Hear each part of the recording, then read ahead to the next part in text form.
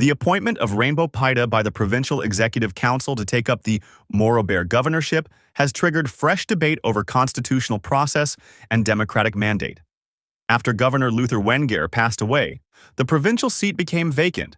While leaders moved swiftly to fill the position, the method used is now under scrutiny. Rainbo Paita's appointment through internal mechanisms may satisfy procedural requirements, but not everyone agrees that the process reflects the constitutional intent for choosing a governor.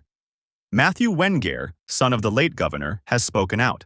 He argues that the people of Morobe deserve a by-election, not an administrative appointment. His concern is rooted in the constitutional principle that elected provincial leaders must carry the direct mandate of the people. Appointment law, Honorable Paita, has two separate constitutional offices, not one.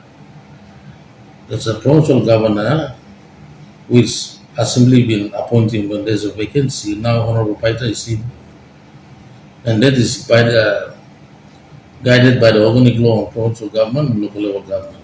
And that position doesn't exit out of the boundary of the province. And then we have the position of the Member of Parliament representing the electorate of Morobe.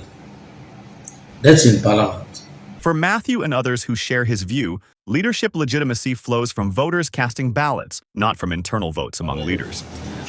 Educating our public and also to remind our good government. They say the Constitution places authority in the hands of citizens and that the governorship should only be filled through the people's choice. By law, it's 12 months before the expiry of the 5th anniversary, and the 5th anniversary is August 2027. So now we are in December 2025. We still have sufficient time before the legal timeline expires. As Rainbo Paita assumes office, a constitutional question remains unresolved. Should the PEC appointment stand, or should Morobe return to the polls to choose its governor? It's the law that is demanding us to do it. If we give excuse of money or whatever reasons, then we are using other reasons to breach the law. The outcome of this debate will determine more than procedure. It will shape how constitutional leadership transitions are respected in Papua New Guinea moving forward.